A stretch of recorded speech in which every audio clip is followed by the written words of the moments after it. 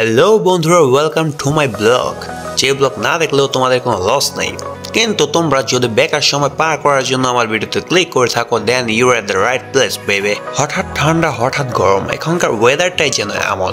দুপুরে যখন আমি বাসা থেকে বের হচ্ছিলাম তখন আমি লক্ষ্য করলাম বাইরে প্রচুর রোদ, তাই আমি আসলে একটি টি শার্ট গায়ে দিয়ে বের হয়ে গিয়েছিলাম। দুনিয়া যখন ঘুরে ঘুরে আমি ঘাটে এসে জড়ো হলাম বন্ধুদের সাথে, তখন আমি লক্ষ্য করলাম সন্ধ্যে না হতে হঠাৎ শীত নেমে এলো। তাই শীতের এই কনকনে ভাব দূর করতে গরম গরম কাবাব খাওয়ার মজা নিতে এই কাবাব বাড়ি চলে আসা। আরে হ্যাঁ ভাই হ্যাঁ, আমি এখন চলে এসেছি মুন্সিগঞ্জ সদরের লঞ্চঘাট সংলগ্ন হাটলক্ষ্মীগঞ্জের কাবাব বাড়িতে। কেননা ওদের বানানো কাবাবগুলো খেতে বেশ মজাদার।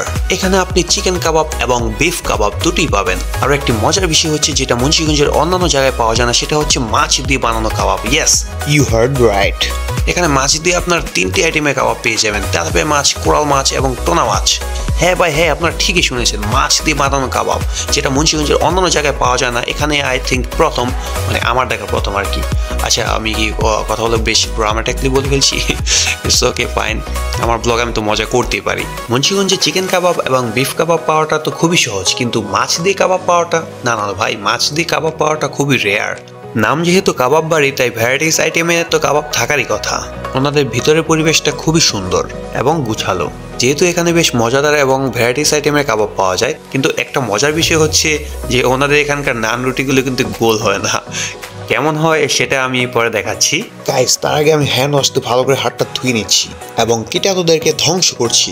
যেহেতু শীতের দিন, তাই ফ্যানটা অফ থাকলেও কিছু মনে করতেছি না। আমরা আসলে চিকেন কাবাবের অর্ডার করেছিলাম।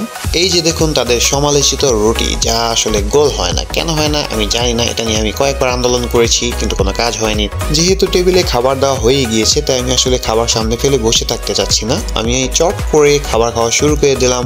এই তো তাদের বিখ্যাত রুটি।